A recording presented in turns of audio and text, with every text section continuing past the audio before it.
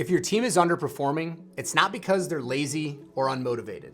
It's because you're managing them the wrong way. The hard truth, it's costing you thousands of dollars every month. You've got good people, you've trained them, you've given them the tools to succeed, but they're still not hitting their goals. So the question becomes, why? Well, it's because most leaders, they're managing their team instead of coaching them. If you want to unlock your team's full potential, you need to stop managing and you need to start coaching. And today, I'm going to show you exactly how to make that exact shift in your business.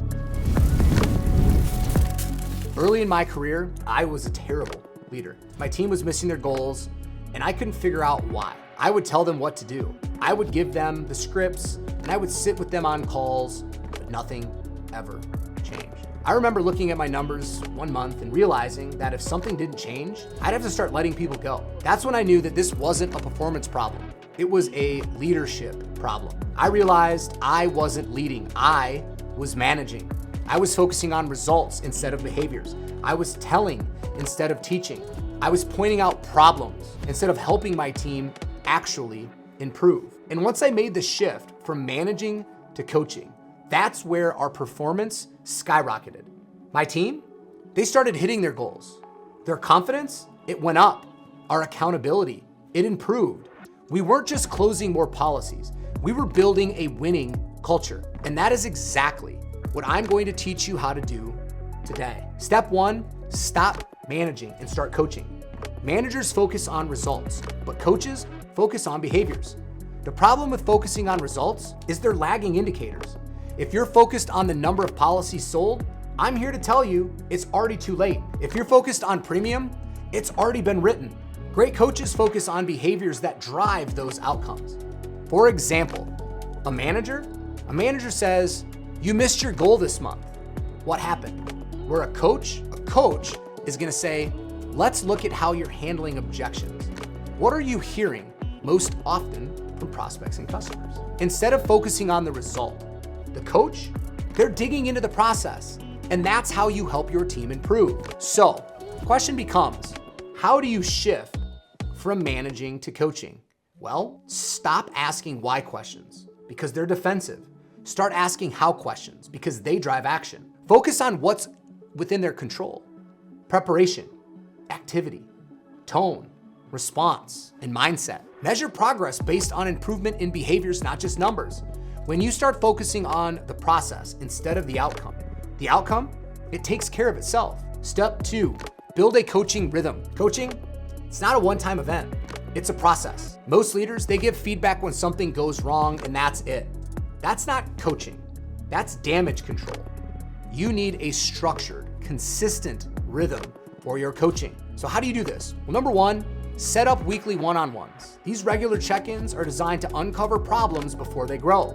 Number two, activity reviews. Review how your team is doing on their daily activity goals and look for missed opportunities to work on them so that they're taking advantage of every opportunity that presents itself. Number three, have daily huddles. These are short meetings, first thing in the morning, to reinforce key behaviors and keep everyone aligned. So here's an example. When I first started doing weekly one-on-ones, I didn't expect much, but after the second or third meeting, my team, they began to open up. They were comfortable sharing what was working and what wasn't. And I started identifying gaps and actually helping them adjust before things went wrong. The result? Faster improvements and fewer missed goals. Here's how to set the structure. One-on-ones should be held every Monday. Activity reviews should be done daily or as needed, and your daily huddles should happen first thing in the morning.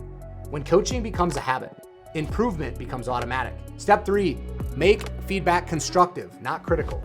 See, managers, they give feedback like this. You need to close more households. You need to get better at handling objections. I'm here to tell you, that's not feedback, that's criticism. And creates resistance, not growth. Great coaches, however, they give real feedback. Feedback that's specific. Point to a behavior, not a result. It's actionable. Provide a solution, not just a problem. It's supportive. Frame it as an opportunity, not as a failure. Step four, focus on strengths first.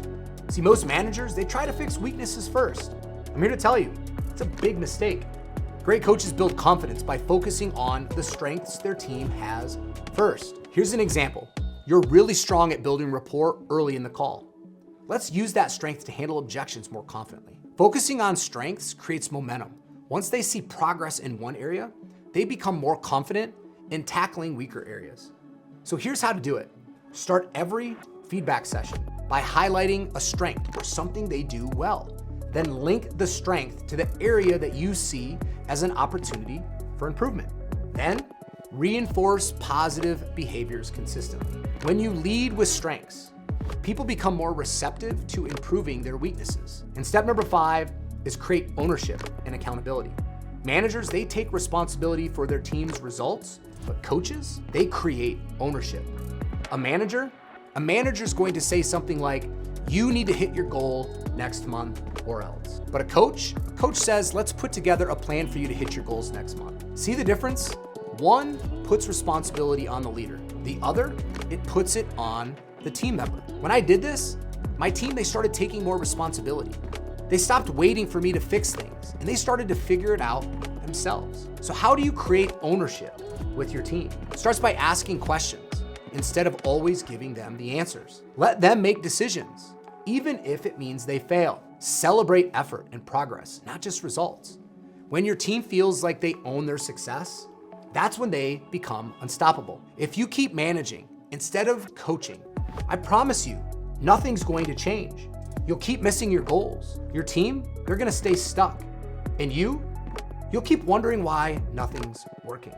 But if you follow this framework, if you shift from managing to coaching, I promise you'll start seeing results in 30 days or less. So drop a comment, hit that like button, and let's start building a winning team today. So stop managing and start leading.